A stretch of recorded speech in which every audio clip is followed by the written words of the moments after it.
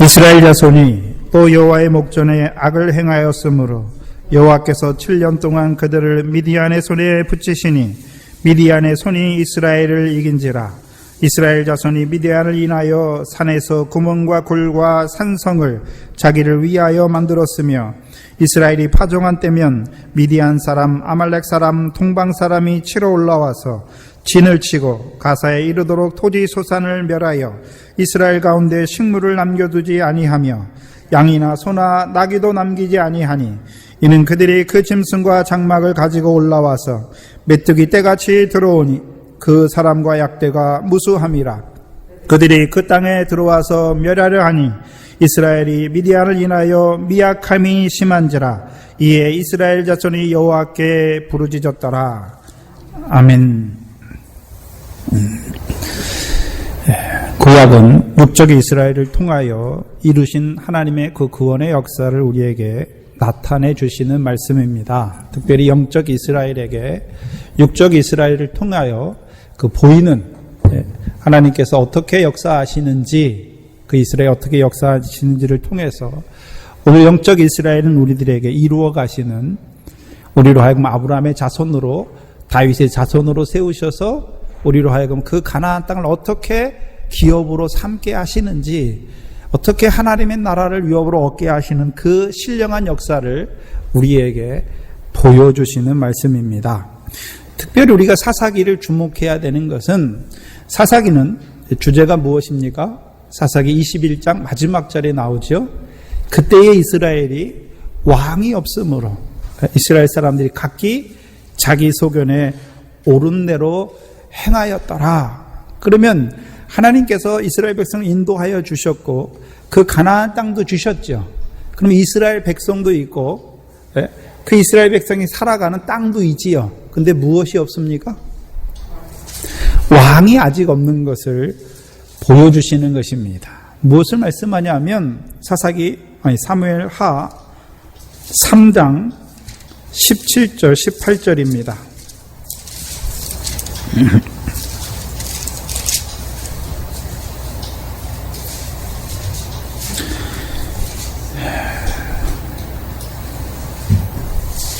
사무엘하 3장 17절로 18절은 사울 왕이 죽은 후에 다윗이 헤브론에서 유다의 왕이 되지요. 그래서 그 사울의 아들인 이스보셋하고 계속해서 전쟁을 하잖아요. 그러다가 이제 이 이스라엘이 그 유다와 나머지 이스라엘이 이제 점점 힘의 차이가 생기잖아요. 그래서 여기 보시면 그 이스보셋의 장군이, 군대 장관인 아브넬이 이스라엘 장로들에게 가서 이제 다윗을 왕으로 세우는 것을 허락하는 것을 말씀해 주십니다. 17절에 보면 아브넬이 이스라엘 장로들에게 말하여 가로되 너희가 여러 번 다윗으로 너희 임금 삼기를 구하였다. 그러면 지금 이스라엘 백성은 누구를 왕으로 삼기를 구하고 있습니까? 다윗을 왕으로 삼기를 구하고 있지요. 근데 그것을 누가 막았습니까? 아브넬이 막고 있었잖아요. 근데 아브넬과 이스보셋 사이에 누굽니까? 사울의 첩을 놓고 소원함이 생겼잖아요. 그래서 아브넬이 이스라엘 장로들의 구하는 것을 허락하면서 말하는 것이죠. 18절에 보면 이제 그대로 하라. 여호와께서 이미 다윗에게 대하여 말씀하시기를 내가 내 종 다윗의 손으로 내 백성 이스라엘을 구원하여 블레셋 사람의 손과 모든 대적의 손에서 벗어나게 하리라 하셨음이니라. 자, 하나님께서 다윗을 이스라엘의 왕으로 세우신 목적이 무엇입니까? 이 아브넬의 말을 통해서 우리가 잘 알 수 있지요. 다윗을 이스라엘의 왕으로 세우신 이유가 무엇입니까? 다윗을 위해 세운 것입니까? 이스라엘 백성을 위해서 세우신 것입니까? 그렇죠. 이스라엘 백성을 위해서 세운 것이죠. 그래서 이스라엘 백성을 구원하기 위해서. 근데 그 구원의 의미가 무엇이었습니까? 실제적인 의미가 무엇입니까? 블레셋 사람의 손과 모든 대적의 손에서 벗어나게 하시는 것이죠.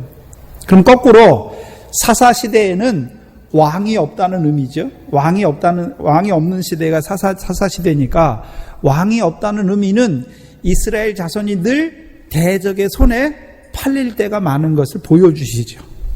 예? 그래서 대적이 늘 있어요. 예? 그래서 이스라엘 백성이 잘못하면 하나님께서 늘 사사시대에는 누구 손에 파십니까? 대적의 손에 파시잖아요. 예? 그래서 대적의 손에서 이스라엘 백성이 고통하지요. 예? 그럼 그 말씀을 비추어 보면 아직 사사시대는 예? 이스라엘 백성이 늘 대적으로 말미암아 괴로움을 당하는 때인 것을 보여주시고, 그러면 하나님께서 다윗을 왕으로 세우신 것은 이제 다윗이 왕이 되어서 이스라엘 백성을 모든 대적의 손에서 벗어나게 하신 것을 보여주시죠. 그러면 실제적으로 다윗을 통해서 이루신 일입니까? 다윗의 자손으로 오신 그 예수 그리스도가 우리 안에서 왕이 되시면 우리도 그 그리스도로 왕노릇함으로 말미암아 이제 대적의 손에서 벗어나지요. 그래서 우리가 그리스도 안에서 왕노릇하는 자가 되는 것을 보여주시는 것이죠. 특별히 사사기 2장을 한번 보시면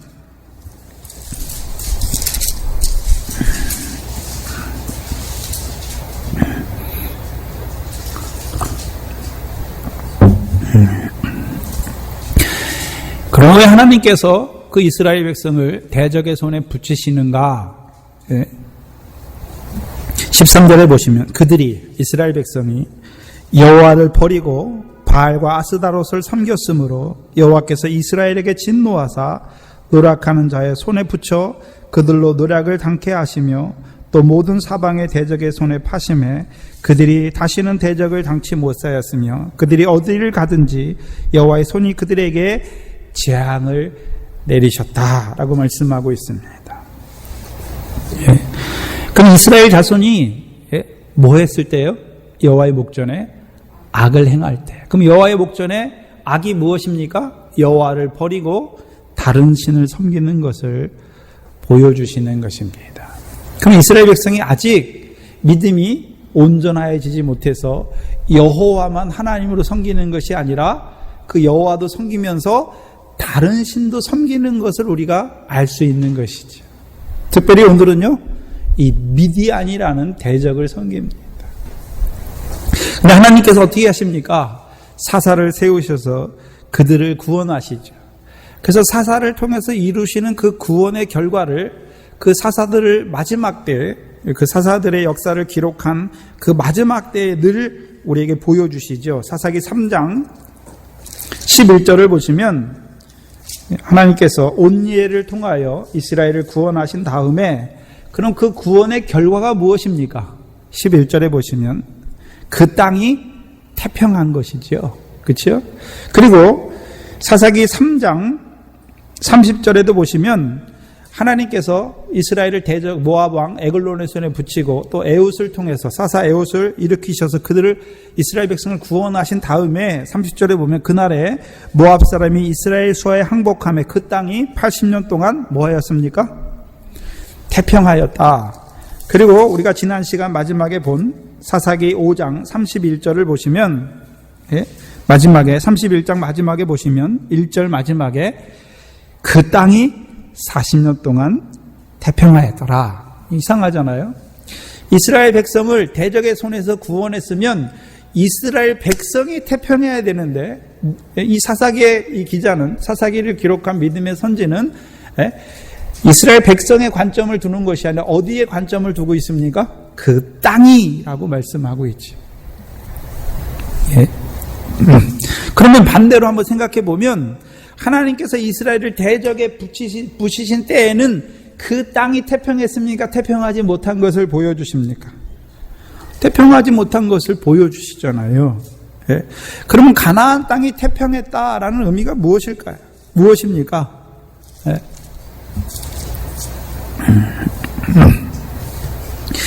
우리가 늘 봤던 것처럼 사사기 11장이잖아요. 11장. 예. 사사기 11장을 보시면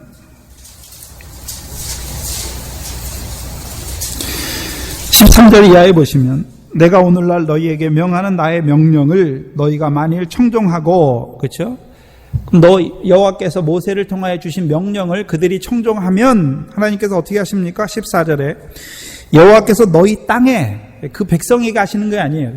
그들이 거하는 그 땅에 이른 비와 늦은 비를 적당한 때에 내리셔서 너희가 곡식과 포도주와 기름을 얻을 것이다 라고 말씀하시죠. 그럼 가나안 땅이 태평하다, 평안하다는 의미가 무엇입니까? 이스라엘 백성이 어떤 삶을 살고 있습니까? 여호와의 명령을 청종하는 삶을 사는 것이고, 그로 말미암아 하나님께서 그들에게 이른 비와 늦은 비를 더하여 주셔서 그들로 하여금 그 땅에, 가나안 땅의 소산을 풍족히 얻는 자가 되게 하시잖아요.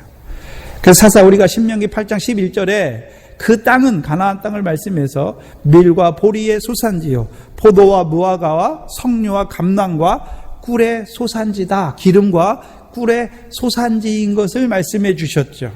그러면 하나님께서 가나안 땅은 어떤 땅으로 주셨습니까? 밀이 자라고 보리가 자라고 포도와 무화과와 석류와 감람의 기름, 또 꿀이 흐르는 땅으로 주셨잖아요. 그런데 문제는 그들이 어떤 자가 될 때요? 여호와의 명령을 청종할 때에는 그들이 그것을 누려요. 그러나 그들이 여호와의 명령을 저버릴 때에는 그 땅이 어떻게 됩니까? 신명기 11장 16절 이하에 보면 너희가 스스로 삼가라. 두렵건대 마음에 미혹되어, 그렇죠?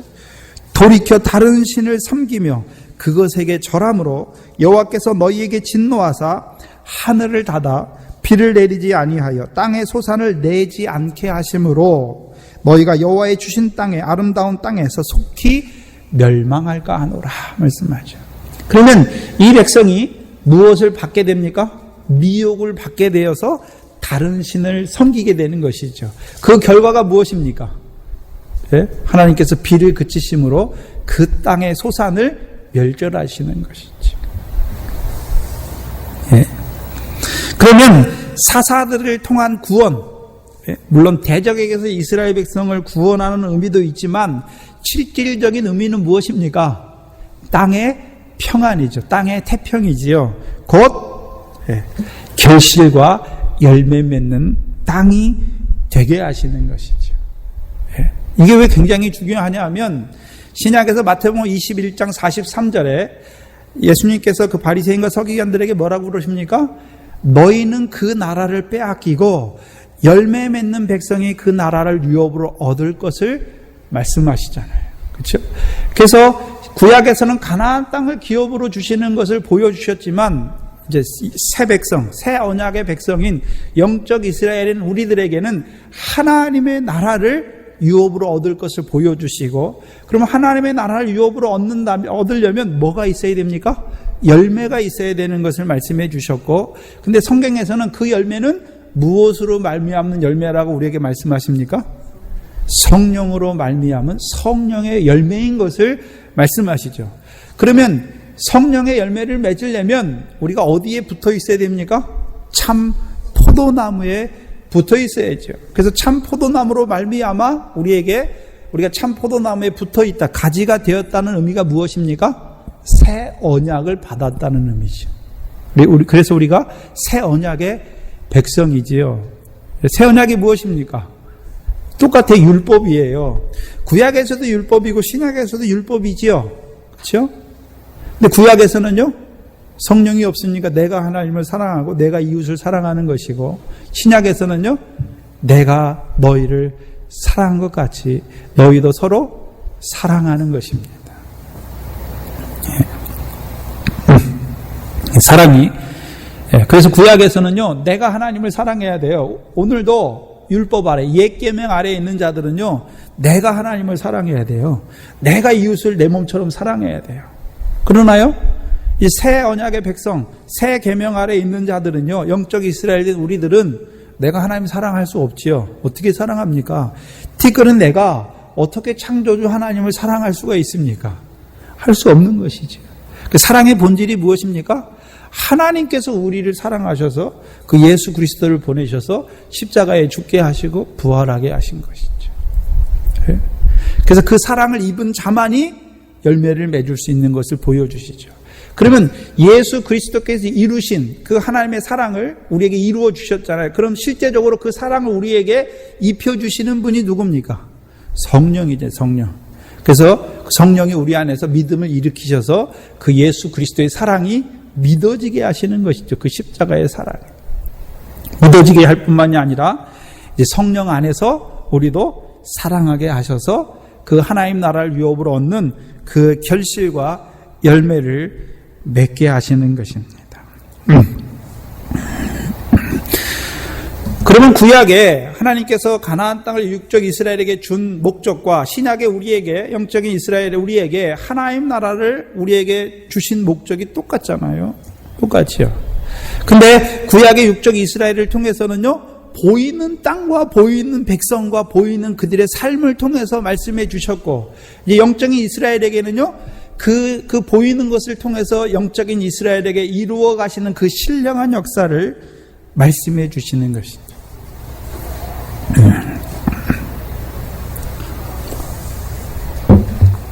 근데 사사시대에는 태평한 시대와 태평하지 못한 시대가 자꾸 어떻게 됩니까?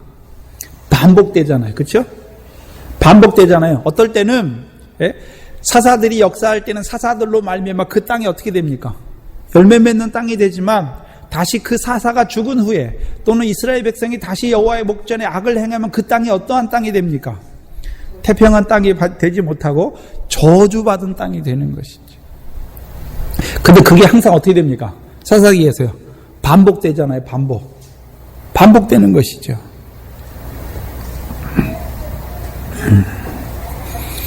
누구를 세우시기 전까지는요, 다윗을 이스라엘의 왕으로 세워주셔서 그 다윗을 통하여 베푸시는 구원을 이루어 주시기까지는요, 반복되잖아요. 무슨 말씀이냐 하면, 하나님 나라의 백성에게 믿음의 선한 싸움이 있잖아요. 그렇죠? 믿음의 선한 싸움이 무엇입니까? 믿음의 선한 싸움이 무엇이죠? 육체를 따라 육체를 위하여 심을 것인지 성령의 소욕을 따라 성령을 위하여 심음으로 성령으로부터 열매를 맺을 것인지, 영생을 거둘 것인지, 그 두 가지 싸움이잖아요. 그러나 아직 우리가 그리스도 안에서 왕노릇하지 못할 때에는, 어떨 때는 우리가 성령의 소욕을 쫓아 행할 때는 뭐가 됩니까? 결실과 열매가 되지만, 또 어떨 때는 우리가 성령의 소욕을 쫓지 못하고 육체의 소욕을 쫓아 행하면 열매가 있습니까? 없습니까? 없잖아요. 성령의 육체의 소욕을 쫓아 행하면 무슨 일을 하게 됩니까? 육체의 일을 하게 되고, 육체의 일은 하나님의 나라를 유업으로 얻지 못한다라고 말씀하셔서, 우리가 하나님 나라에 있으면서도 어떨 때는 성령의 소욕을 쫓아 행할 때에는 어떤 자가 됩니까? 결실과 열매를 맺는 자가 되지만, 육체의 소욕을 쫓아 행할 때에는요, 열매 없는 사망의 몸 가운데 있는 우리 자신인 것을 알 수가 있지요. 근데 문제는 그것이 계속 반복돼요. 우리의 믿음의 과정인데요, 그것이 반복되죠. 근데 단순한 반복이 아니에요. 그렇죠? 대적이 자꾸 바뀌잖아요. 만약에 사사기가 대적이 똑같았으면 그게 똑같죠. 그러나 사사기는 계속해서 그 대적이 변화되는 것을 우리에게 보여주시잖아요. 그러면 그 사사기의 과정이 무엇입니까? 우리 안에 있는 믿음의 선한 싸움의 과정인데, 우리가 육체의 소욕을 행할 때가 있잖아요. 따라 행할 때. 그럼 하나님께서 사사를 통해서 우리의 죄가 뭔지 깨닫게 하시고 그 죄에서 돌이키게 하시고 이제 그 육체의 소욕을 하나하나 못 받게 하시잖아요. 그럼 다시 그 대적의 역사는 일어나지 않아요. 이겼으니까. 그런데 또 믿음이 자라가다 보니까 내 속에 죽은 자로 살아가는 것이 보이잖아요. 열매 없는 부분이 보이잖아요. 전에는 안 보였는데 믿음이 자라니까 내가 죄로 말미암아 죄가 사망 안에서 왕노릇해서 사망에 열매 없는 것을 보여주시잖아요. 그때가 언제입니까? 믿음이 자라야 보이지, 그것도 믿음이 안 자라면 안 보여요. 그래서 우리의 믿음의 여정이에요. 믿음의 과정을 지금 말씀하시죠. 그래서 이 사사시대의 그 과정, 성령의 소욕과 육체의 소욕의 그 선한 싸움의 과정을 통해서 지는 자는 그 가운데 죽어요, 사사시대에.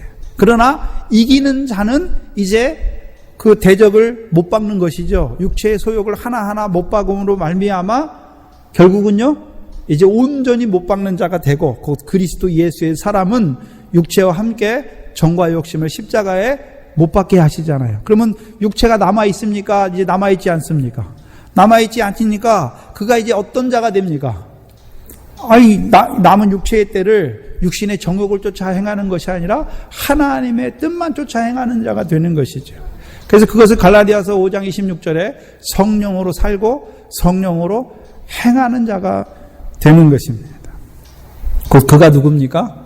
그리스도 예수의 사람이고 그리스도 안에서 왕 노릇하는 자로 세우시는 것이죠. 그러면 이 사사기의 과정은 무엇입니까? 우리로 하여금 하나님 나라에 들어가게 하시고, 이제 우리로 하여금 그 하나님 나라에 있는 믿음의 선한 싸움에서 먼저는요, 철저하게 우리가 어떤 자라는 걸 보여주십니까? 우리 육체로 죄의 법을 섬길 수밖에 없는, 여호와의 목전에 악을 행할 수밖에 없는 자라는 것을 보여주시잖아요. 근데요, 사사를 통해서 구원하여 주셔서 우리로 하여금요, 그 육체의 소욕 하나하나를 이겨나가게 하시죠. 궁극적으로는요, 그리스도 예수의 사람으로 세워가시는 과정이지요. 그래서 왕을 세우시기 전까지 그 사사기의 과정이 어떤 과정입니까? 우리의 믿음의 여정이에요. 이제 우리가 그리스도 예수 안에서 유업을 바라보잖아요. 그래서 갈라디아서는요, 그리스도의 복음으로 부르신 그들에게 율법의 저주를 보여주시고 율법의 저주에서 속량하신 그리스도를 증거해 주셔서 이제 그들을 그리스도 예수 안에서 유업을 바라보는 아들로 세우잖아요.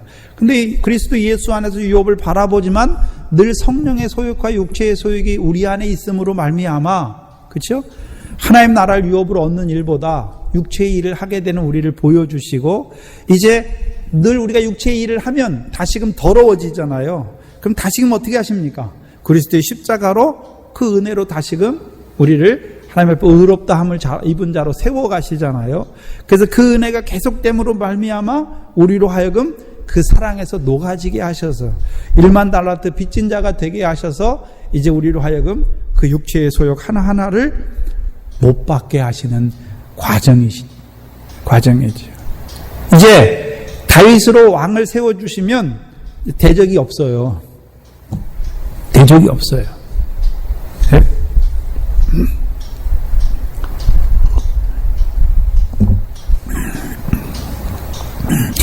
그러면 특별히 이 사사기는 우리의 선한 믿음의 싸움의 여정, 믿음의 과정을 우리에게 보여주시죠.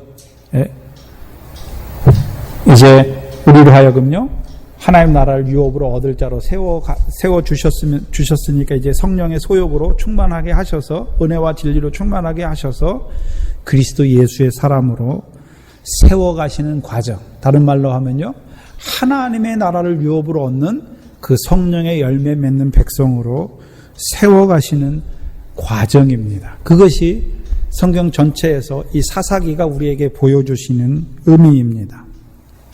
오늘부터 시작되는 이스라엘의 대적인 미디안과 사사 기드온을 통해서 이루시는 그 구원은 오늘부터 이제 이 기드온을 통해서 이루어 가시는 그 구원을 우리에게 보여주시는데, 그러면 뭘 먼저 보여주십니까? 항상 사사기는 사사가 먼저 서는 것이 아니라 이스라엘 백성이 여호와 앞에 범죄가 먼저 있어요. 그래서 늘 하나님의 백성의 특징이 뭡니까? 우리가 하나님 앞에 바로 하지 못하고 늘 하나님 앞에 우리는 죄와 악을 행하는 자로 드러날 수밖에 없어요. 왜요? 우리 안에 원죄가 있으니까. 우리가 예수 믿었지만 하나님 나라의 백성으로 살지만 하늘의 것을 바라보지만 늘 우리의 삶은 어떻습니까? 원죄를 따라서 우리가 원치 아니하는 것을 행하는 것이잖아요. 행하는데 하나님께서 미워하지 싫어 버리지 아니하시고 누구를 세우십니까? 사사를 세우시기 전에는요, 대적의 손에 붙이세요. 그 죄로 말미암아, 악으로 말미암아 고통을 받게 하세요.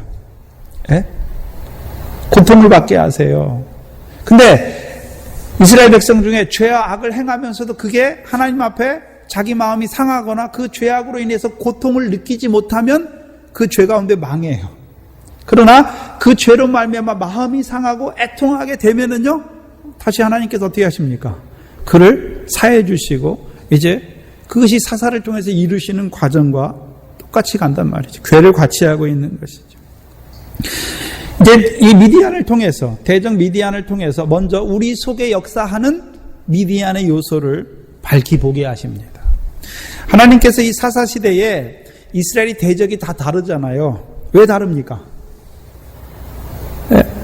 하나님께서 왜 이스라엘을 대적의 손에 붙이셨죠? 다른 신을 섬기니까. 그럼 다른 신, 가나안 땅에 있는 다른 신은 다 똑같습니까? 다 다릅니까? 다 다르잖아요. 다 다르잖아요. 그럼 미디안을 섬긴다는 의미는, 하나님이 미디안의 손에 붙였다는 의미는 이스라엘 백성이 누구처럼 됐습니까? 미디안처럼 됐어요. 미디안이 섬기는 신을 섬긴단 말이죠. 그러니까 하나님 누구의 손에 붙이십니까? 미디안의 손에 붙여요. 무슨 말씀이냐 하면, 저와 여러분 속에 미움이 있잖아요. 근데 그 미움이 있는지 나도 몰라요.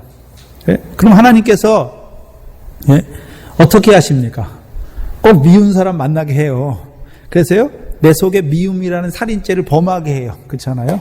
그 전에는 그 형제를 만나고 내가 미운 짓 하는 그 형제를 만나기 전까지 나는 살인죄를 범하지 않는 자인 줄 알았어요. 근데 그 형제를 딱 만나게 하니까 내 마음에 미움이 나잖아요. 그럼 이미 살인한 거잖아요.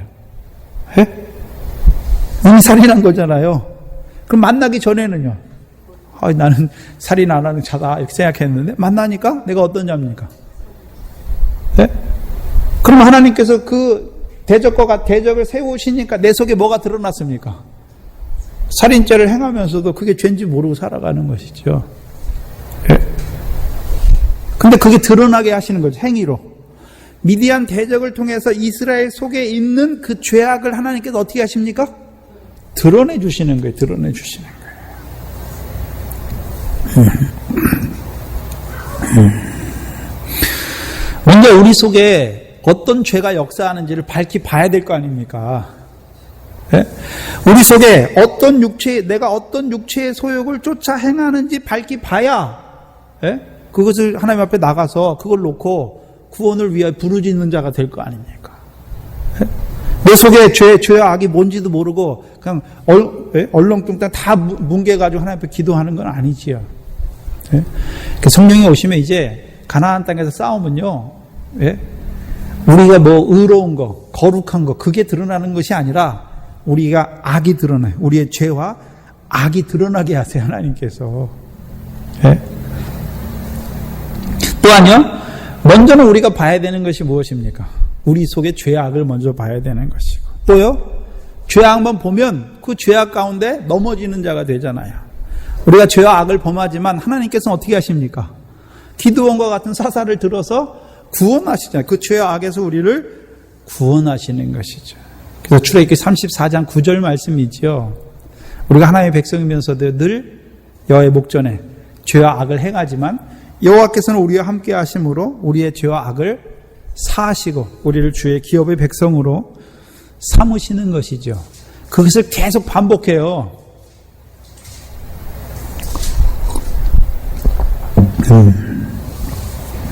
그 한 과정이 오늘 기드온을 통해서 기드온 같은 큰 용사를 세우셔서 이루어 가시는 그 구원을 그때 육적 이스라엘에게 한 번 이루신 것이 아니라 오늘 우리에게 경험하게 하시고 또 잘하는 자들은요 이제 기드온 같은 자로 세우셔서 구원하는 일에 사용하시는 것입니다. 사사를 통한 이스라엘의 구원은 그리스도 안에서 왕노릇하지 못하는 자에게 오늘도 계속되고 있어요. 그 싸움은. 오늘도 계속돼요. 왜요? 대적이 있으니까 아직도. 원수를 사랑하지 못해요. 그 원수가 오면 어떻게 합니까? 항상 죄를 지어요. 미워해요. 그 죄를 항상 짓잖아요. 그러나 이제요, 예수님 말씀처럼 원수를 사랑하라 하니까 이제 원수를 사랑한 자가 되면 대적이 있습니까? 없습니까? 대적이 없잖아요. 대적이 없잖아요. 이 세상에 대적이 있습니까? 우리의 대적이 있습니까? 없습니까?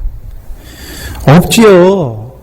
근데 우리는요, 늘 우리가 대적을 만들어요, 우리 속에. 1절에 보시면, 이스라엘 자손이 또 여호와의 목전에 악을 행하였으므로, 늘, 시작은 이스라엘 자손입니다. 시편 105편을 한번 보겠습니다. 너무나 많이 봤던 말씀이죠.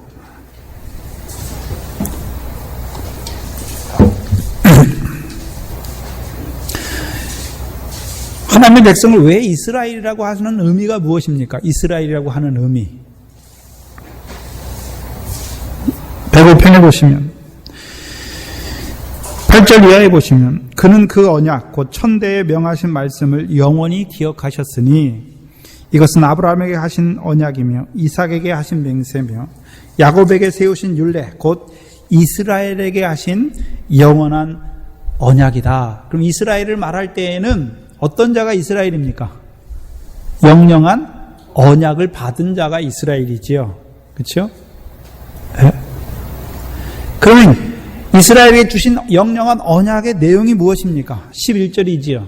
이르시기를 내가 가나안 땅을 내게 주어 이스라엘에게 주어 너희 기업의 지경이 되게 하리라. 언약의 내용이 무엇입니까?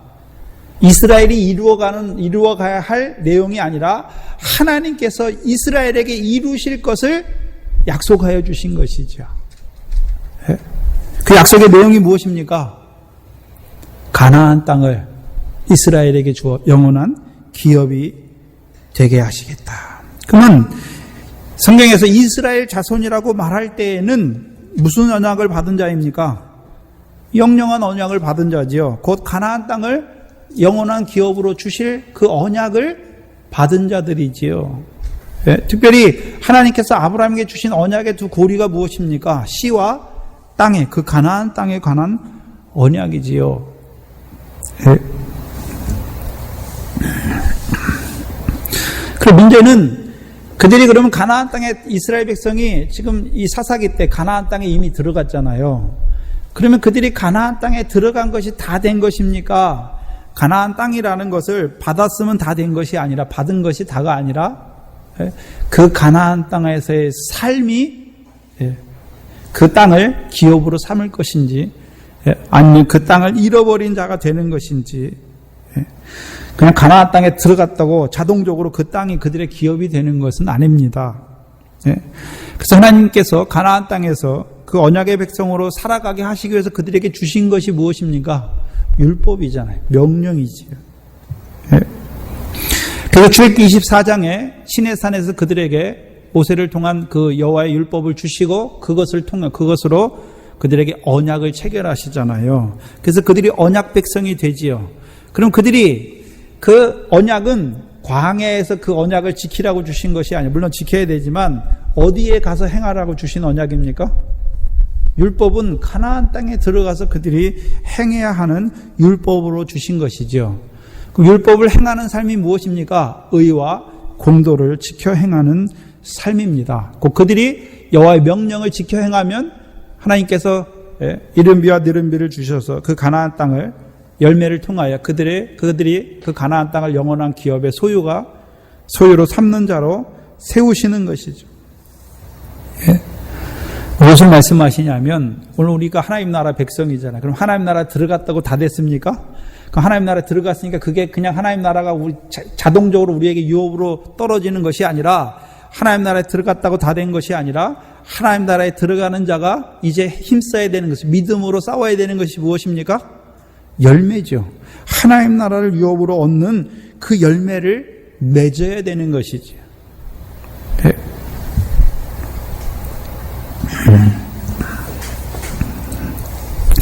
그런데 문제는 하나님 나라에 들어간 이스라엘 자손의 가장 큰 특징이 무엇입니까? 맺으라 하는 열매는 안 먹고 늘 여호와의 목전에 악을 행하는 것입니다. 이것을 영적인 이스라엘 우리들에게 비추어서 말하면 우리가 성령을 따라난 자잖아요. 하늘 위의 것을 받잖아요. 산 소망을 받잖아요. 예? 그럼 우리가 어떤 자로 살아가야 됩니까? 성령의 소욕을 따라서 그것을 있는 자로 살아가야 되는데 우리가 성령을 따라 놨으면서도 살기는 육체의 소욕을 따라 살 때가 더 많잖아요. 예?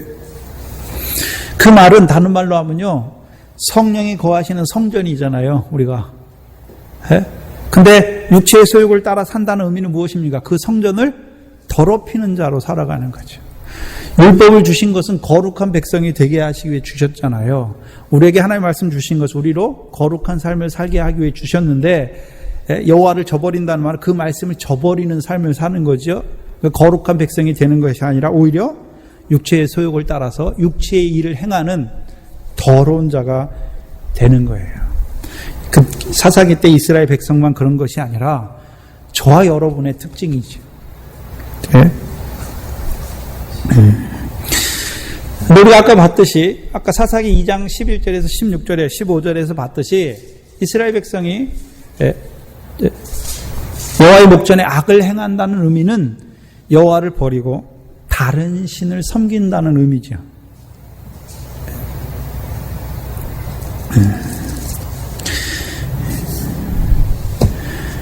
그 다른 신을 섬긴다는 의미가 무엇입니까? 거기 보시면 여호와를 말할 때는 항상 너희를 애굽 종되었던 땅에서 인도하여 내신 여호와, 너희 열조의 하나님 여호와라고 말씀하시죠. 그럼 하나님께서 애굽 땅에서 그 백성을 인도해 내신 목적이 무엇입니까? 가나안 땅을 주셔서 그들로 하여금 가나안 땅에서 땅을 영원한 기업의 소유로 삼게 하시기 위해서 주신 것이죠. 특별히 그 조상들에게 주신 약속이 무엇입니까? 영생이죠, 영생. 그래서 창세기 21장에 아브라함이 영생하시는 여호와 하나님을 위하여 제단을 쌓잖아요. 부르잖아요. 그러면 이스라엘 백성이 다른 신을 섬긴다는 의미는 신명기 12장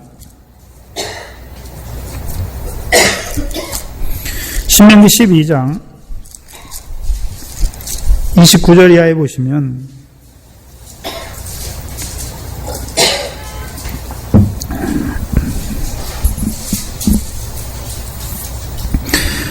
(29절) (30절을) 보시면 내 하나님 여호와께서 내가 들어가서 쫓아낼 그 민족들을 내 앞에서 멸절하시고 너로 그 땅을 얻어 거기 거하게 하실 때에, 이때가 언제입니까? 사사시대죠.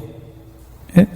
근데 30절 너는 스스로 삼가서 내 앞에서 멸망한 그들의 자취를 밟아 올무에 들지 말라. 또 그들의 신을 탐구하여 이르기를 이 민족들은 그 신들을 어떻게 위하였는고 나도 그와 같이 하겠다 하지 말라 말씀하잖아요. 그러면 이스라엘 백성이 다른 신을 섬긴다는 의미가 무엇입니까? 그 가나안 땅에 있던 그 사람들이 그 신을 어떻게 섬겼는지, 그러면 이스라엘 백성이 어떻게 하나님을 버리고 바알을 섬긴단 말입니까? 잘 생각해 봐야 되는데 무슨 말씀이냐면 열왕기상 18장에 보시면 그 갈멜산에서 이스라엘 백성이 여호와가 하나님인지 바알이 하나님인지 둘이 머뭇머뭇하잖아요. 하나님은 하나님인데 여호와가 하나님인지 바알이 하나님인지 헷갈려하는 것이지요. 그럼 이스라엘 백성이 하나님을 버렸다는 말이 아니에요. 여호와가 하나님인 것을 버린 것이죠. 그럼 누굴 섬긴단 말입니까? 바알을 하나님으로 섬긴다는 것이지. 무슨 말씀이냐 하면은 오늘 예수 믿는 사람들 중에 부처 믿듯이 예수를 믿어요. 부처 앞에 가서 뭐 합니까? 빌잖아요. 뭘 위해서 빕니까? 자기 자식들 잘 되게, 건강하게, 사업 잘 되게, 잘 먹고 잘 살게. 근데 하나님 앞에서도 비는데 똑같이 내용이 똑같아요. 신만 다르지 내용이 똑같아요.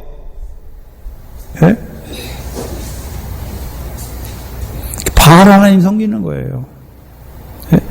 여호와 하나님을 섬기는 게 아니지요. 그러면 그 이방신을 섬기는 사람의 특징을 보면 알 수 있어요. 어떻게 합니까? 네? 말씀이고 뭐고 필요 없어요. 뭐가 필요합니까? 내 소원, 내가 원하는 거, 그것을 위해서 가서 빌잖아요. 정성껏 차려놓고 비는 것이죠. 네? 이스라엘 백성이 하나님을 섬기는데 가나안 사람처럼 하나님을 섬기는 것이죠. 네? 그래서 신을 섬기는데 어떻게 섬깁니까? 내게 제일 좋은 것을 신한테 갖다 바쳐요. 왜요? 내 좋은 거 갖다 바쳐야 신이 나의 소원을 들어주니까. 네? 가증한 것입니다. 네? 그들은 다 목적이 어디에 있습니까? 하나님의 뜻이 내게 이루어지는 것이 아니라 내 뜻이 신으로 하나님으로 말미암아 내 뜻이 내게 이루어지기를 원하는 거예요. 네? 하나님의 뜻이 하늘에서 이룬 것 같이 땅에서 이루어지는 게 우리의 기도인데 그게 하나님 섬기는 건데 그들은 어떻게 됩니까? 하나님의 뜻은 상관도 없어요. 육신으로 살아간 날 동안에 자기의 소원을 가지고 하나님 앞에 나가요. 그럼 여호와를 섬긴다는 의미가 무엇입니까? 여호와는 먼저 무엇이 있습니까? 하나님께서 아브라함에게 탁 나타나셨을 때, 자기를 계셨을 때, 이스라엘 민족의 조상은 아브라함이니까. 아브라함은 뭘 봤습니까? 여호와 영광이 그에게 비침해. 네? 말씀을 통해서 뭘 보여주셨습니까? 여호와 영광을 보여주셨잖아요. 네? 그럼 여호와가 하나님이라는 의미는 어떤 의미입니까? 네?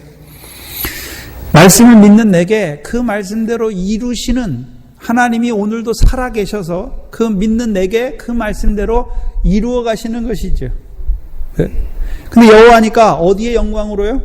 천하가 아니라 하늘 위의 것으로 우리에게 이루어 가시는 하나님인 것을 보여주시는 것이죠.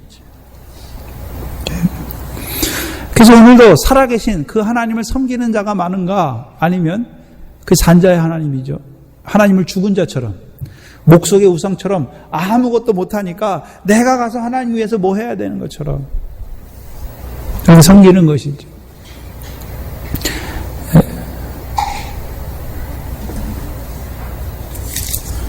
우리의 악이 무엇입니까? 하나님의 하나님 되심을 인정 안 해요. 마치 하나님이 죽은 것처럼 하나님이 이 일에 대해서는 아무것도 못하는 것처럼 그래서 내가 하는 것이죠.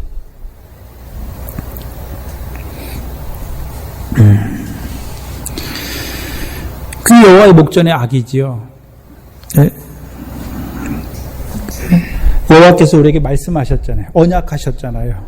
그 언약을 믿는 내게 오늘도 살아계신 그 하나님께서 삼위일체로 살아 역사하시는 그 하나님께서 믿는 내게 그 말씀대로 이루어 가시는 하나님. 그 잊어버린 것이죠. 그럼 뭘 잊어버렸단 말입니까? 언약을 잃어버렸다는 것이죠. 말씀을 거역게 되어 잊어버렸다는 것이죠. 그럼 우리가 오늘 하루도 살았지만 말씀이 깨어있지 못할 때, 우리가 깨어있지 못할 때는 누가 어떤 자가 늘 돼버립니까? 육체의 일을 생각하는 자로 살 수밖에 없는 것이죠. 네?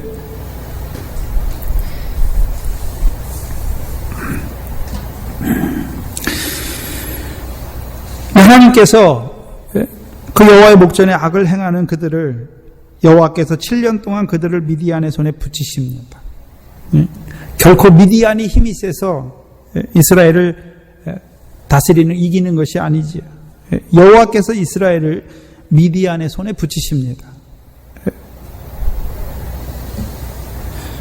좀 이상해요. 우리가 하나님의 아들인데 우리를 악한 자에게 붙여요. 하나님이.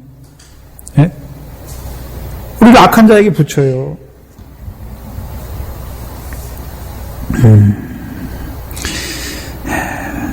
특히 기드온 때에는 이 미디안이 이스라엘의 대적입니다. 그 미디안의 특징을 보면 우리 대적을 알 수가 있지요. 그 미디안은 어떤 자입니까? 창세기 25장이지요.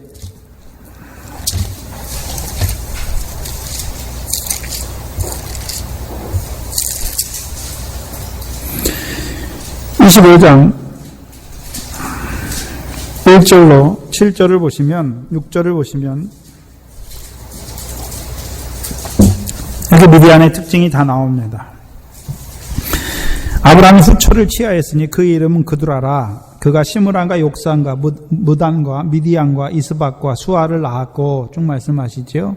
4절에 미디안의 아들은 에바와 에벨과 한옥과 아비다와 엘다아나니 다 그두라의 자손이었더라. 5절에 아브라함이 이삭에게 가서 자기 모든 소유를 주었고 자기 서자들에게도 재물을 주어 자기 생전에 그들로 자기 아들 이삭을 떠나 동방 곧 동국으로 가게 하였더라.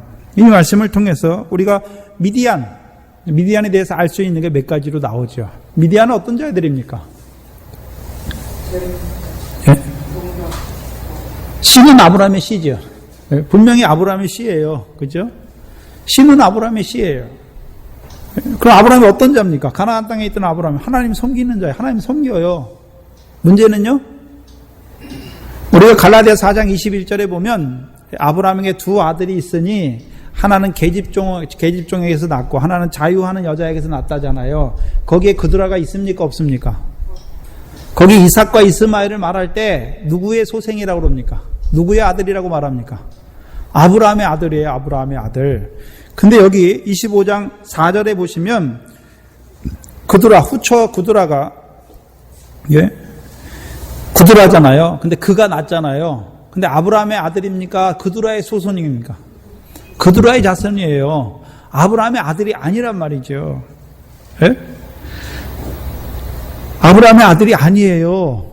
그두라의 자손이에요. 그두라의 자손. 그러면 아브라함의 아들과 그두라의 자손, 씨는 똑같이 아브라함을 통해 낳는데 아브라함의 아들과 그두라의 자손이라는 의미가, 그래서 예? 차이가 무엇입니까? 아브라함의 아들이라고 할 때는 이삭과 이스마엘도 껴요. 이스마엘도. 예? 근데 이스마엘은 언제 쫓겨납니까? 아브라함의 집에서. 이삭을 희롱할 때, 그래서 갈라디아서 4장 21절 이하에 육체를 따라하는 자가 성령을 따라하는 자를 핍박할 때 쫓겨나잖아요. 그러면 쫓겨나기 전까지는 육체를 따라하는, 그 율법 아래에 있는 자들도 아브라함의 아들이에요. 근데 뭐 할 때 쫓겨납니까? 성령을 따라하는 자를 핍박할 때, 그럼 핍박하기 전까지는요, 아들이에요. 아들. 아들이란 말이죠. 무슨 말이냐면 우리가 율법 아래에서 바로 할 때 다 뭐가 있습니까? 상이 있잖아요. 아브라함은 본향을 바라보는 자니까 하늘의 걸 바라보는 자잖아요. 그러면 율법 아래 있을 때 내가 세상에 살 때는 이 돈 내가 버는 거예요. 근데 하나님 믿고 나니까 물질의 복도 누가 주신 겁니까? 하나님이 주신 거예요. 그러니까 누구한테 감사합니까? 하나님께 감사해요. 예? 율법의 복, 세상 복을 주셨는데 예전에는 그거 세상에 살 때는 내가 벌어서, 예? 내가 잘해서 번 거였는데 하나님이 믿어주고 나니까 그 세상 복도 누가 주신 겁니까? 하나님이 주신 거예요. 그러니까 어떻게 합니까? 하나님께 감사하는 거죠. 그게 다 뭡니까? 상이에요, 상. 문제는요, 율법 아래 있으니까 채소예요. 육신의 복이 있을 때는 하나님께 감사하는데 육신의 물질 걷어가니까요, 원망해요.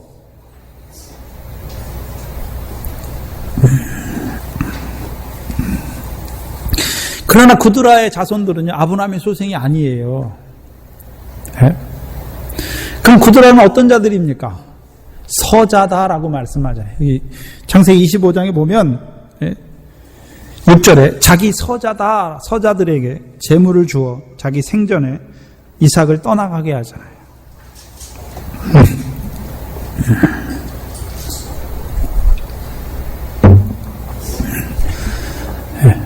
그럼 재물을 안 주면 갑니까? 안 갑니까? 안 가죠. 예? 그럼 재물을 얻고 나서 어디로 갑니까? 동국으로 가잖아요. 동방, 곧 동국으로 가잖아요. 예? 그 동방은 어디입니까? 요단강 건너죠. 예? 그러면 재물을 받아 동방으로 가는 자들이 누굽니까? 그럼 그들은 가나안 땅의 의미를 압니까? 알지 못합니까? 전혀 알지 못하죠. 예수 믿는데 하나님 나라가 뭔지 몰라요. 그래도 예수 믿잖아요. 예? 하나님 나라의 복, 하늘의 상을 얻게 하는 그 복이 뭔지 몰라요. 예수 믿어서 뭐가 장땡입니까? 육신의 복 받는 게 그게 제일 좋은 거예요, 이 사람들은.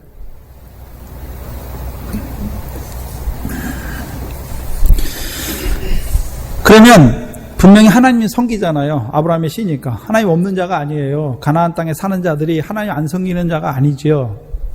하나님 섬겨요. 근데요, 무엇을 겸하여 섬깁니까? 하나님과 재물을 겸하여 섬기잖아요. 그 하나님 왜 섬깁니까? 재물을. 자, 그러면 이 그드라의 자손들이 아브라함을 떠날 때가 언제입니까? 아브라함의 집에 있을 때는 하나님 섬겼더니 재물 주시더라. 그죠? 근데요, 떠나게 되면 어떻게 됩니까? 재물을 얻기 위해서 하나님 섬겨요. 악한 거죠. 네? 악한 거예요. 네? 제일 처음에 시작은 어떻게 했습니까? 아브라함의 시니까 하나님이 섬겼더니 재물을 주시더라. 네? 근데요, 떠나게 되면 어떻게 됩니까? 재물을 섬기기 위해서 재물을 얻기 위해서 하나님을 섬기는 자가 돼요. 네? 가인의 제사지요. 땅의 소산을 얻기 위해, 땅의 것을 더 얻기 위해서 드리는 자지요. 네? 어떤 자가 돼버립니까? 악한 자가 돼요. 악한 자가. 그래서 이스라엘이 대적이 되죠. 네? 이스라엘이 대적이 돼요. 네? 그 오늘 본문에 보시면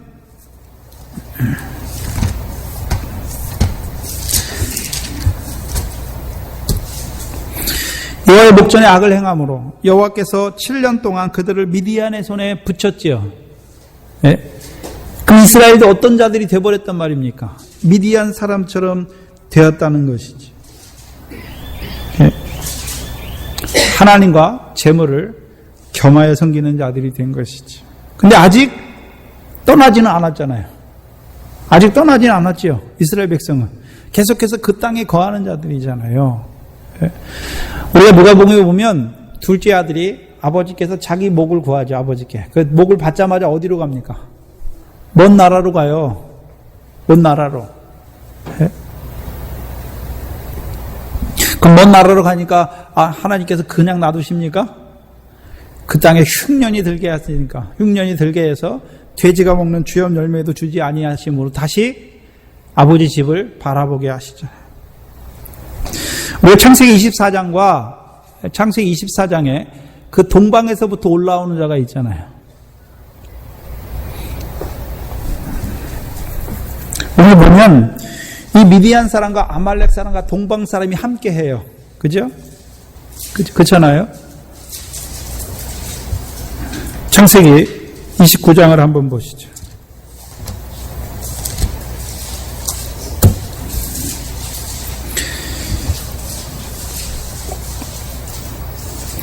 그 장 보면 야곱이 발행하여 어디 땅에 이르렀습니까? 1절에 야곱이 발행하여 어디 땅에 이르렀습니까? 동방 사람의 땅에 이르렀죠. 동방 사람의. 그럼 거기 누가 살고 있습니까? 동방 사람이 살고 있잖아요. 이제 그곳이 어디입니까? 하란이죠. 하란이잖아요. 그런데 야곱을 통해서 하란에서 올라온 자가 누굽니까? 라헬과 레아잖아요. 그 두 첩도 올라오잖아요. 그리고 창세기 24장을 보면 메소포타미아에 가서 이삭의 아내 리브가를 구하잖아요. 누구를 보냅니까? 아브라함의 늙은 종을 보내잖아요. 그래서 늙은 종이 아브라함 집에서 가장 좋은 거 가져가잖아요. 그렇죠? 그래서 그 리브가가 그 종을 통해서 주시는 거 은금 패물을 받고 빨리 올라가잖아요. 보물을 받은 그 오라비와 어미는 가만히 있고 리브가가 올라가잖아요. 그래서 아브라함이 애굽에서 한번 내려갔다 올라오면서 받은 게 뭡니까? 은금 패물이잖아요. 이스라엘 백성이 모세를 통해서 애굽에서 나올 때 애굽 사람들에게 뭘 구합니까? 은금 패물을 구하잖아요. 은금 패물이 뭡니까? 은은 회개의 역사잖아요. 내가 하나님의 백성이면서도 애굽 사람처럼 산 거예요. 금은 뭡니까? 믿음이잖아요. 믿음. 여호와가 나의 그 6월절 어린 양을 믿는 믿음으로 나오는 것이죠. 애굽에서. 그럼 동방 사람들은 뭐가 없습니까? 예? 그래서 창세기 28장 이하에 보면 동방 하란에 거하는 리브가의 누굽니까? 야곱의 삼촌 라반이 있잖아요. 라반. 부두엘과 라반이 있죠. 라반도 누구 섬깁니까? 나홀의 하나님 섬기잖아요. 근데 아브라함의 하나님은 아니야. 나홀의 하나님이 나홀의 하나님. 어디가 없는 자입니까? 가나안 땅이 없어요. 가나안 땅이 뭔지 몰라요. 오늘 여러분 예수 믿는 사람에게 하나님 나라가 뭐고 하나님 나라 열매가 뭐고 말해봤자 몰라요. 왜요? 예수 믿어서 세상에서 된 사람이 예수 믿어서 육신에 복 받다가 이 세상에서 그 복을 누리다가 천국 가는 줄만 아니까.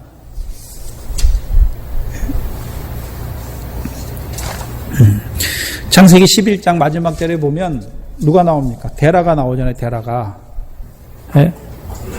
데라가 원래 어디를 가고자 했습니까? 가나안 땅을 가고자 했잖아요. 근데 어디서 죽었습니까? 하란에서 죽었어요. 하란에서. 거기가 어디입니까? 동방이에요. 동방. 가나안 땅을 못 봐서 죽었습니까? 아니잖아요. 봤잖아요. 근데 가지 못했죠. 그들이 누굽니까? 근데 문제는 그럼 왜 그 데라는 향수했다고 말하고 오늘 나오는 미디안은 이스라엘이 대적이 됩니까? 그래서 성경에서 말하는 미디안은 두 가지 용도로 우리에게 쓰여요. 미디안 제사장 이드로가 있잖아요. 그렇죠? 하나님께서 이스라엘 백성이 이루신 일을 찬송하고 제사 드리는 자가 있는 반면에 또한 미디안은 어떤 자들입니까? 이스라엘을 대적하여 미혹하는 자들이에요. 미혹하는 자들.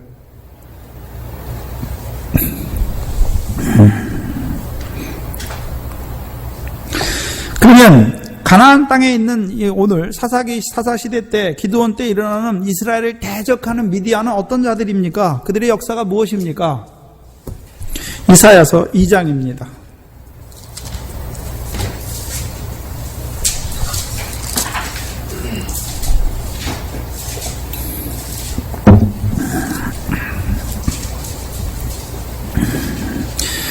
(6절에) 보시면 이사야서 2장 6절에 보시면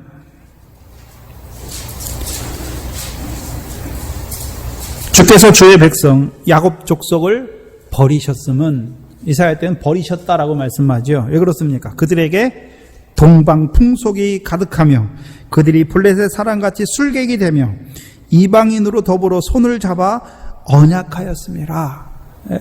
하나님께서 야곱을 버리셨다라고 말씀하시고 버린 이유가 무엇입니까? 동방 풍속을 쫓아요. 동방 풍속. 그럼 동방 풍속은 무엇입니까? 재물을 얻으면 동국으로 가는 거예요. 그러면 이스라엘 자손을 한번 봐야 되는데 영적인 이스라엘 자손, 가나안 땅을 육적으로 얻은 이스라엘 자손이 먼저 구해야 될 것이 무엇입니까? 먼저 그 나라와 그의 의를 구해야 되죠. 분명히 하나님께서 재물과 하나님과 재물을 겸하여 섬기지 못한다 말씀하시고 먼저 그 나라와 의를 구하라. 그리하면 이 모든 것을 너희에게 더하여 주신다 말씀했잖아요. 예? 근데 문제는요, 40년 동안 태평했잖아요. 드보라와 야일을 통한 그 땅에 평안이 임했잖아요. 근데 아이러니한 것은요, 이 사사기 때, 이 기드온 때 왜 미디안이 대적이 되냐 하면 앞에 바로 앞 역사가 뭡니까? 미디안의 후손인 야엘을 통하여 시스라를 못 받게 하고 그 땅에 태평이 40년 동안 지속돼요. 그러고 나서 어떻게 됩니까? 미디안이 대적이 돼요. 참 희한하죠?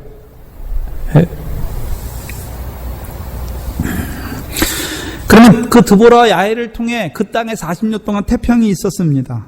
그러면 그들이 40년 동안 누구를 섬깁니까? 여호와를 섬겼죠. 그러면 그들이 어떤 자였습니까? 먼저 그 나라와 의를 구하는 자였죠. 그럼 하나님께서 먼저 그 나라와 의를 구하는 자에게 하나님께서 이 모든 것, 재물을 더하셔서 그들이 육신으로 사는 날 동안에 그 모든 것을 더하여 은혜로 주실 것을 말씀하여 주셨죠. 근데 문제는 그 평안이 계속되다 보니까 하나님께서 왜 이 모든 것을 더하시는지 몰라요. 저와 여러분이 하나님 나라의 백성으로 살아가잖아요. 먼저 그 나라와 의를 구하니까. 그러면 육신으로 살아가는 그 모든 것을 하나님 우리에게 더하시죠. 왜 더하십니까? 그 나라와 의를 구하는 재료로 쓰는 거잖아요. 우리가 물질이 없으면 어떻게 헌금하고 구제합니까? 예? 그럼 우리에게 물질 주셨어요. 육신으로 즐기고 마시고 먹고 마시고 즐기게 주셨습니까? 그 나라와 의를 구하는 재료로 주셨습니까? 하늘에 쌓게 하기 위해서 주신 것이죠. 예? 근데 그 은혜가 오래되다 보니까 왜 주셨는지 몰라. 예? 자녀를 왜 주셨는지, 남편을 왜 주셨는지, 예? 물질을 왜 주셨는지 그걸 모르는 거예요. 예? 남편, 자녀 왜 주셨습니까? 사랑하라고 주셨죠.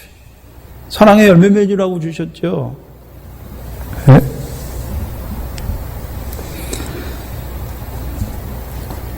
그 나라와 의를 이루기 위한 물질도 주셨는데 오히려 그 물질이 많아질수록 재물이 많아지니까 그것을 어떻게 합니까? 자기 소유로 삼아버려요. 내 것이다. 네? 자기를 위하여 땅에 쌓는 자들이 되어버린 것이지. 하나님이 주신 것 때문에 떠나요. 이상해요. 아브라함이 재물을 줬으면 아브라함의 뜻을 알았으면 그 가나안 땅에 계속해서 더 유의해야 되잖아요. 근데 아브라함이 주니까 그거 갖고 떠나버리는 거죠. 네? 하나님이 주신 것 때문에 떠나버려요. 왜 주셨는지 모르니까.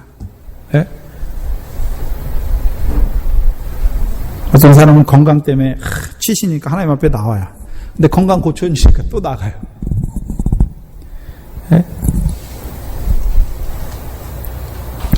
그럼 저와 여러분에게 허락하신 것, 주신 것들 왜 주셨습니까? 예? 그것으로 인해서 더 많이 쌓게 하시기 위해서 주신 것이지, 예? 그것을 자기 것으로 삼고 그것 때문에 하나님 저버리라고 주신 게 아니에요. 자녀들 왜 주셨습니까? 자녀 때문에 하나님 저버리라고 주신 게 아니에요. 자녀로 말미암아 하나님께 더욱 감사하게 하시게 주신 것이죠.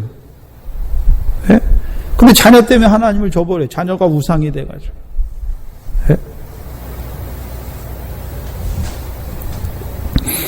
신명기 32장 15절에 잘 아는 말씀과 같이 그런데 여수론이 살찜에 발로 찰도다. 내가 살찌고 부대하고 윤택함에 자기를 지으신 하나님을 버리며 자기를 구원하신 반석을 경홀히 여겼도다. 저와 여러분은 그러면 하나님께서 하나님 나라 백성으로 세우시고 우리에게 더하여 주시잖아요. 그 나라와 의를 구하는 더 많은 의를 이루는 자로 세우시기 위해서 주신 것들로 말미암아 하나님을 더 멀리하는 자가 되지는 않습니까? 하나님을 저버리는 자는 되지 않습니까? 그걸 보여주시는 거예요. 미디안은 하나님 나라를 알지 못했으니까 그렇게 저버렸죠. 근데 이스라엘 백성은 분명히 하나님께서 그 약속의 땅을 우리에게 주신 이유를 알면서도 어떻게 됩니까? 그걸 저버리고 있어요. 더 악한 자죠. 또한 창세기 37장에 보시면 미디안이 어떤 자인지 또 나옵니다.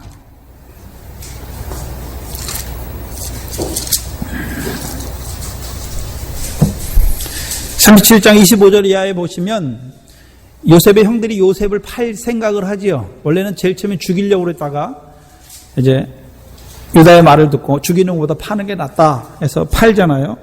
근데 25절에 보면 여기 좀 이상한 말이 나와요. 그들이 앉아 음식을 먹다가 눈을 들어본 줄 한때 이스마엘 족속이 길르앗에서 오는데 그 약대들의 향품과 유황과 모략을 싣고 애굽으로 내려가는지라. 여기 보니까 이스라엘 족속이 나오죠. 이스마엘 족속. 예? 근데 유다가 자기 형제에게 이르되 쭉 말하고 27절에 자 그를 이스라엘 사람에게 팔고 우리 손을 그에게 대지 말자. 그는 우리 동생이요 우리의 고르기니라 하며 형제들이 청종하더라. 때에 미디안 사람 상고들이 지나는지라. 그들이 요셉을 구덩이에 끌어올리고 은 20개에 그를 이스마엘 사람에게 팔고 그 상고들이 요셉을 데리고 애굽으로 갔더라. 여기 보니까 이상해요. 이스마엘 족속이라고 말하면서 또 뭐라고 말합니까? 미디안 장사치들이다, 상고들이라 말하잖아요. 네? 미디안은 어떤 자라는 거 알고 있잖아요. 네? 재물을 주니까 그 재물을 가지고 동국으로 떠나는 자들이잖아요. 그럼 이스마엘은 어떤 자들입니까? 우리가 갈라디아서 4장 21절을 보니까 육체를 따라 난 자잖아요. 율법 아래 행하는 자들. 그럼 이스마엘은 어떤 자입니까? 아브라함을 통해서 율법을 받았어요. 그렇죠? 근데 율법 아래 행해요. 예? 그래서 하나님 말씀 지켰더니 세상 복 주신다. 그 하나님께 감사하잖아요. 근데 문제는 이스마엘이 어떤 자가 될 때요? 애굽에 내려가는 자가 될 때에는 어떻게 됩니까? 여기 가나안 땅에 물품을 싣고 애굽에 내려가잖아요. 그것을 팔아버리잖아요. 애굽의 것과 바꾸잖아요. 하나님이 세상 복 주셨어요. 근데 그거 세상에 싸놓고 애굽과 같은 부귀영화를 바라보는 자들이 돼버리는 거죠. 예? 하나님은 우리에게 은혜로 물질 복을 주셨어요. 그러면 은혜로 주신 거 어떻게 됩니까? 은혜로 나눠야 되잖아요. 은혜로 나누는 거죠. 근데 어떻게 됩니까? 그것을 애굽의 것으로 바꿔버리는 것이죠. 그래서 자기를 위하여 물질을 쌓는 거예요. 세상에. 누가복음 12장에 나오는 어리석은 부자와 같이. 예? 그럼 이스마엘도 결국 어떤 자가 됩니까? 성령을 따라가는 자를 대적해요. 예? 그때는 어떤 종의 영을 받은 때가 되는 것이죠. 예? 율법 아래에 있는 자들이 언제 쫓겨납니까? 하나님 나라에서. 예? 아니, 율법 지켰더니 하나님이 복 주셨다. 그 복 주신 하나님께 감사하고 그 복을 따라서 은혜를 베풀면 그게 상이 되죠. 하나님 나라의 상급이 되는 것이죠. 그러나요? 예? 율법을 따라 율법을 지켰더니 하나님이 복 주셨어요. 근데 그것을 내가 잘해서 내가 율법의 의를 지켰으니까 내 의대로 하나님이 갚으셨다. 그러면 어떻게 됩니까? 그 세상에 쌓는 게 되죠. 하나님이 은혜로 주신 것이 아니라 내가 의를 지켜 행해서 받는 자가 되는 거죠. 미디안 사람처럼 되는 것이죠. 예? 율법 지키는데 왜 지킵니까? 세상 복 얻기 위해서 지키는 자가 되는 것이죠. 그래서 바리새인들이 예수님께서 하나님과 재물을 겸하여 섬길 수 없다 말하니까 뭐 합니까? 바리새인들은 돈을 좋아하는 자라 이 말씀을 듣고 이를 비웃는다라고 말하는 것이죠.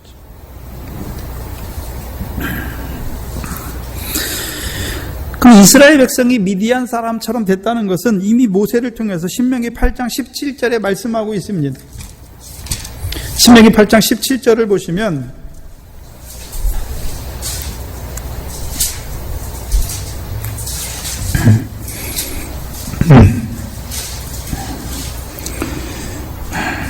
(16절부터) 봐야겠네요. 내 열조도 알지 못하던 만나를 광야에서 내게 먹이셨나니 이는 다 너를 낮추시며 너를 시험하사 마침내 내게 복을 주려 하심이라. 그러면 광야 연단을 통해서 이스라엘을 어떻게 하셨습니까? 하나님께서 낮추셨잖아요. 낮추셨다는 의미가 무엇입니까? 에? 이스라엘 백성이 낮아진 때가 언제입니까? 나는 아무것도 할 수 없는 거죠. 하나님이 해 주셔야 되는 거죠. 그래서 광야 40년 동안 만나, 자기들이 열심히 일하니까 만나가 폈습니까? 내렸습니까? 아니잖아요. 하나님이 은혜로 주신 거잖아요. 낮추시는 거예요. 근데 이스라엘이 높아진 때가 언제입니까? 17절이죠. 두렵건대 내가 마음에 이르기를 내 능과 내 손의 힘으로 내가 이 재물을 얻었다. 율법을 주신 것은 율법으로 세상 복 얻게 주셨잖아요. 그런데 이스라엘이 교만하게 되면 어떻게 됩니까? 내 손에, 여기 보니까 내 손에 능과 내 손의 힘으로 내가 이 재물을 얻었다 할 때가 언제입니까? 이 교만하게 된 때지.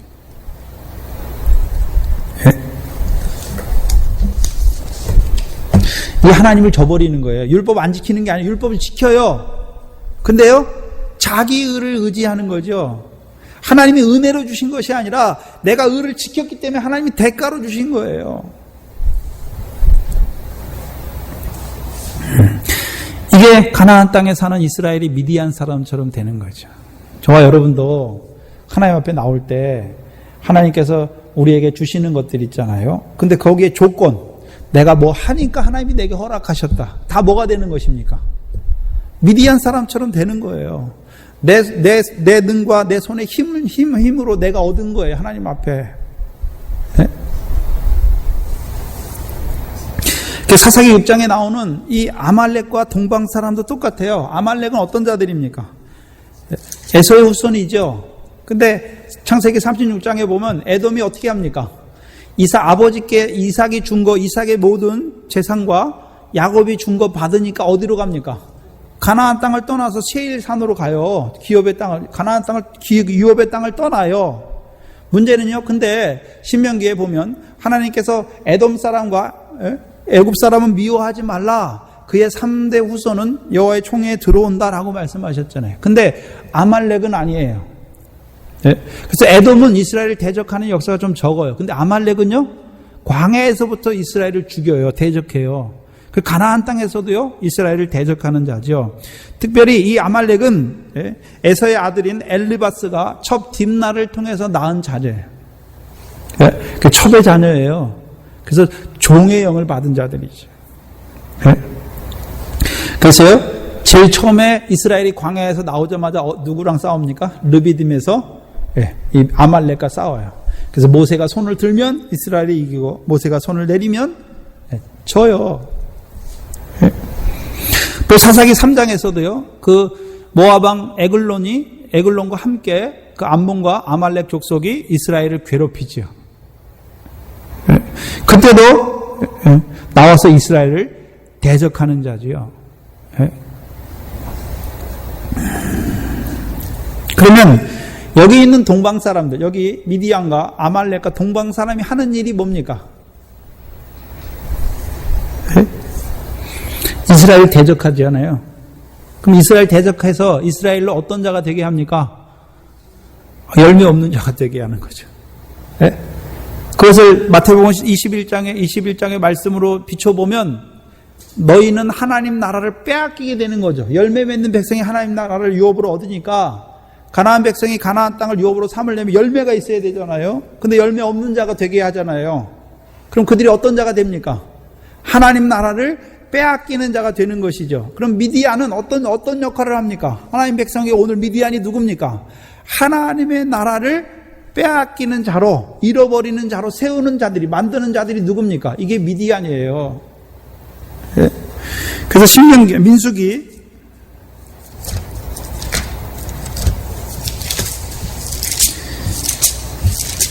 25장 16절 이하에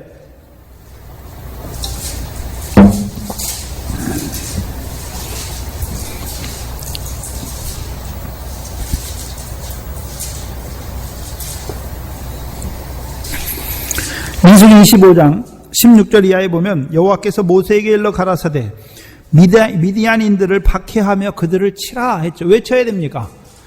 미디안을 살려두면 어떻게 합니까? 그들이 이스라엘을 죽여요. 와서 이스라엘의 소산을 다 멸해요. 이스라엘로 대적해서 이스라엘 어떤 자로 만들어 버립니까?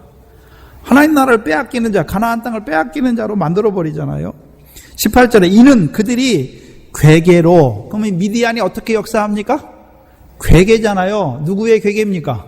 마귀의 괴계잖아요. 그럼 아브라함의 자손이면서 족속 아브라함의 씨를 받았으면서 어떤 자가 됐습니까? 악한 자에게 속한 자잖아요. 가인이 어떤 자입니까? 유다서에 보니까 가인이 어떤 자입니까? 저는 악한 자에게 속하여 이미 누구에게 넘겨줬습니까? 하나님께서 사단에게 넘겨준 자잖아요. 너희는 너희와 아비 마귀에게서 났다. 저는 처음부터 살인한 자다. 그러면 오늘도 살인한 자들이 누굽니까? 이스라엘 백성을 미혹하여서 그들로 하나님 나라를 빼앗기게 하는 거죠. 곧 생명이 된 그들을 육체가 되게 만들어버리는 자들이죠. 하나님 나라 안에 사는 그들을 재물을 위하여 하나님을 섬기는 자로 만들어버린다는 거죠. 이는 그들이 마귀의 괴계로 너희를 박해하되 부올의 일과 미디안 족장 딸 곧 부올의 일로 연병이 일어난 날에 죽임을 당한 그들의 자매 고스비의 사건으로 너희를 유혹하였습니다. 미혹한다는 말이죠. 그럼 이들이 누굽니까? 미혹하는 자들이잖아요. 그럼 미디안 속에 있는 영이 무엇입니까? 진리의 영과 미혹의 영이잖아요. 미혹의 영이죠. 미혹의 영. 오늘도 하나님의 백성을 미혹하는 자들이 있어요. 어떤 자들입니까? 미디안과 같은 자들이죠. 이 미혹의 영을 받은 자들이죠. 어떻게 미혹합니까? 그런데 문제는 이스라엘 백성 속에 미혹을 받을 만한 것이 없으면 미혹하는 자가 아무리 와도 미혹됩니까? 안 됩니까? 안 되죠. 전도사님이 예전에 그 표현을 많이 썼잖아요. 자석이 있어요. 그럼 뭐만 붙습니까? 쇠붙이만 붙어요. 나무는 아무리 해도 안 붙어요. 미혹의 영이 아무리 왔다 갔다 해도 내 속에 미혹받을 게 없으면 가서 안 붙어요. 근데 이스라엘 족속 속에 뭐가 있단 말입니까? 미혹받을 요소가 있다는 거죠. 자기 힘과 자기 손에 능을 의지하는 것이 있단 말입니다. 저와 여러분도 어떤 생각 듭니까? 하나님 나라 유업으로 할게 열매 맺는 백성, 열매나 의와 그걸 이룬다고 하니까 돌이켜보면 그래도 하나님이 했지만 그래도 내가 순종했으니까, 내가 좀 했으니까, 그게 다 우리 속에 남아있잖아요, 그게. 근데 그게 어떻습니까? 그 모든 것을 불태워요. 모든 것을 살아요. 그 열매를 다 뭉개버리는 것이죠.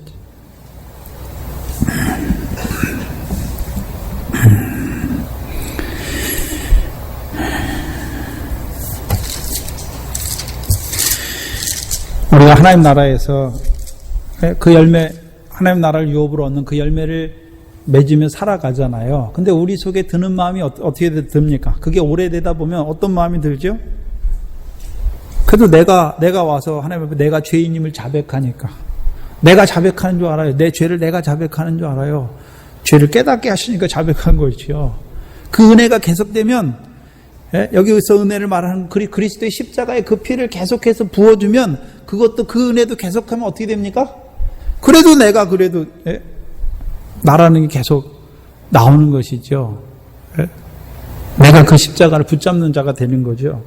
그 십자가의 은혜로 우리를 성령으로 우리 피 뿌려주는 것이 아니라 내가 그 피를 뒤집어 쓰려고 하는 것이죠. 그래서 결국은 나라는 거. 우리가 늘 성령의 소욕을 쫓아 행할 때에도 우리 속에 근본적으로 남아있는 게 뭡니까? 다 이룰 때는 은혜로 이뤘는데 뒤에서 가서 생각할 때는요, 그래도 내가 그래도 순종했으니까, 내가 뭐 했으니까. 그게 얼마나 심각한지 몰라요.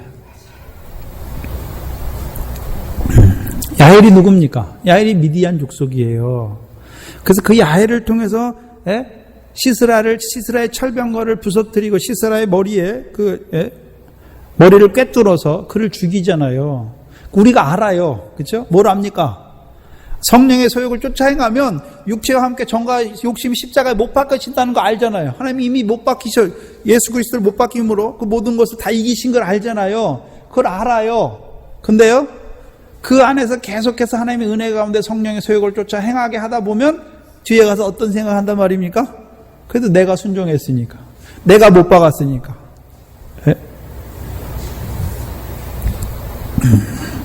처음엔 은혜예요.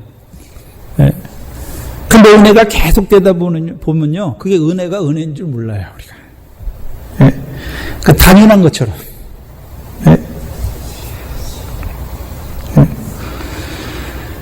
근데 문제는요, 은혜가 은혜됨을 알지 못하면 그 은혜가 역사하던 자리에 내 손이 나오게 되고 내 손의 능과 힘이 차지하게 되는 것이죠. 그게 영적인 이스라엘에게 이루시는 미디안이에요. 그래서 사도 바울은 늘 뭘 붙듭니까? 자기가 괴수인 걸 붙들어요. 그래야지 은혜가 넘치니. 근데 우리는요, 사도 바울은 빌립보에서 뭐라 그럽니까? 내가 뒤에 한 것을 잊어버렸다. 마태복음 25장의 의인들도요, 내가 언제 그 일을 했습니까? 어떤 자들입니까? 내 손과 내 그걸 온전히 의지하지 않는 자, 잊어버린 자잖아요. 근데 우리는요, 그래도 내가 지극히 작은 자에게 한 거죠. 또요? 내가 한 거예요. 뒤에 그거 붙잡고 있어요. 내가 이런 일도 했고, 이런 것도 했고, 이런 것도 했고. 그게 문제는, 그게 나에서만 그치는 것이 아니라 상대방하고 비교해서 내가 비교 우위를 점아요.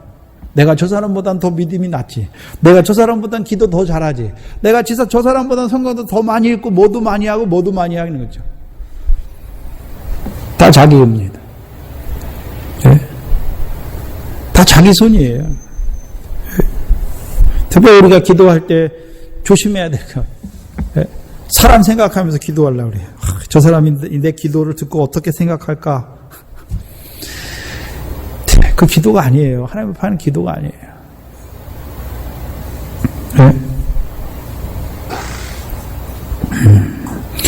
기도하게 하신 것도 상을 주시기 위해서 기도하게 하시는 것이죠.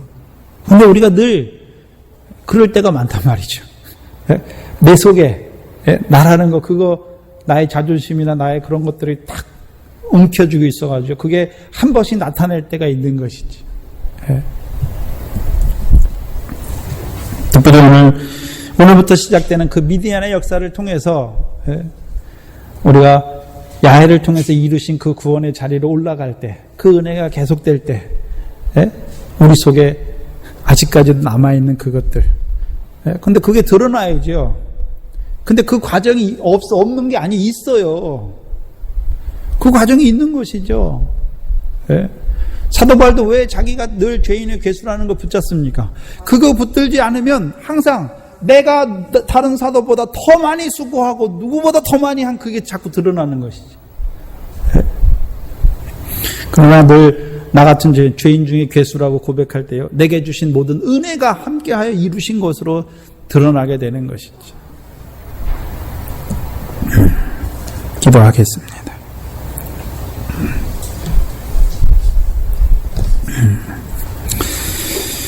하나님 아버지, 오늘도 그 미디안의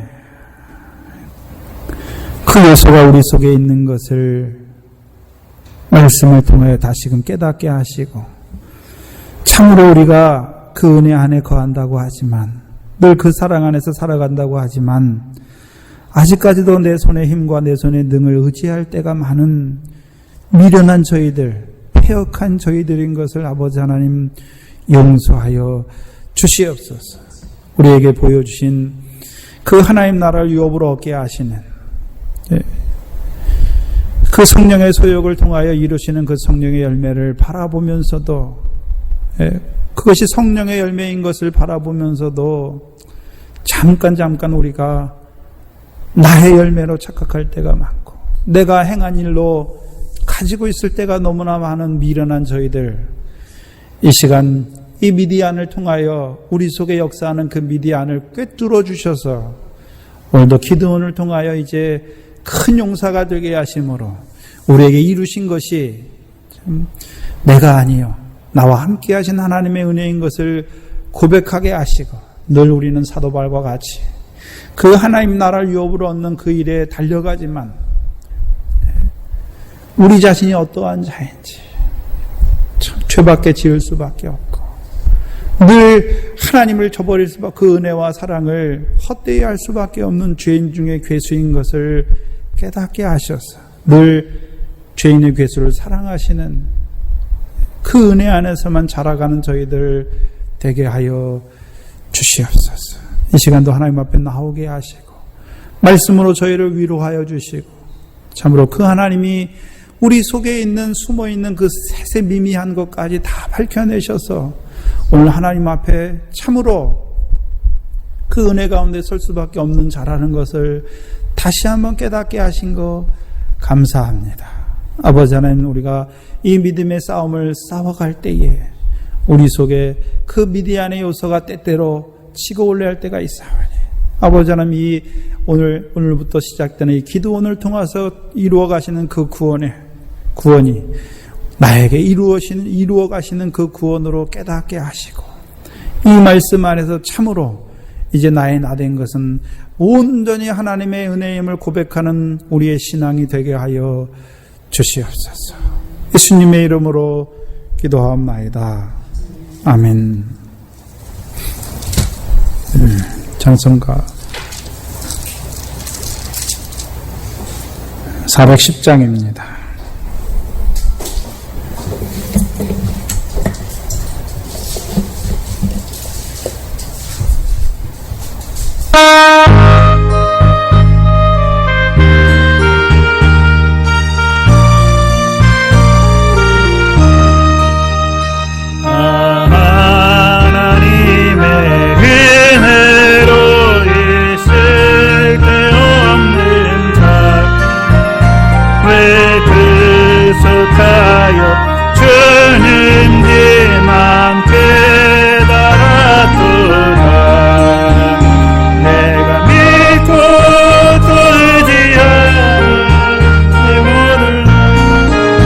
자라는 죄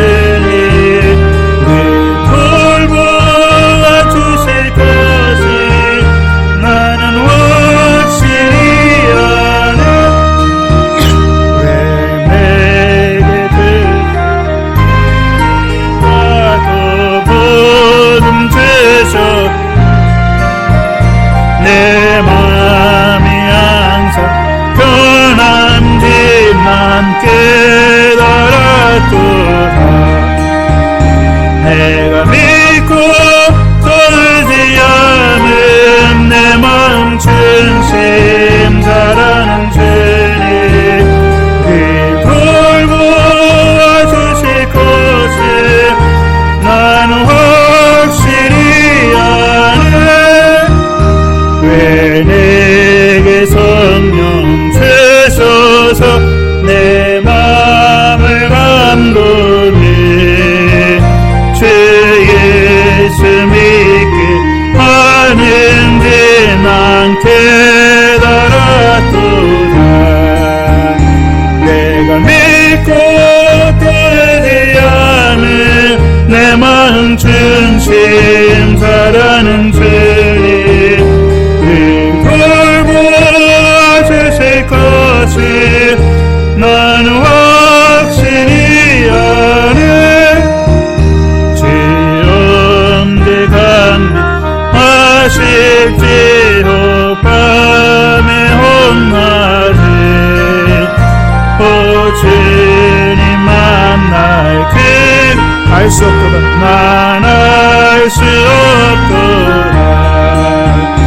내가 믿고 떠들지 않은 내 마음 중심 잘하는 주님 늘 돌보아 주실 것을 나는 확실히 아네. 특별히 이 말씀을 듣는 분들 중에서 우리가 그렇게 생각할 때가 많아요. 나는 당연히 이 말씀을 듣는 거라고. 그렇죠? 그 말씀, 이 말씀으로 이끌어 주시는 것이 얼마나 큰 은혜인지 알지 못해요. 네? 그래서 내가 그래도 남들보다 좀 나서 저 사람들보다 내가 좀 낫기 때문에 내가 이 복음 진리의 말, 하늘의 영광을 더하게 하시는 이 구원의 복음과 은혜의 복음, 영광의 복음으로 부르신 줄 알아요. 그러니까 어떻게 합니까? 저 사람들도 하나님께서 나 같은 은혜 부어주셔서 이리 왔을 건데, 그러니까 믿음이 연약하고 율법 아래 있는 자들을 판단하고 비판하고 헤아리는 자가 되는 것이죠. 예? 내가 잘나서 온 줄 아는 것이죠. 예?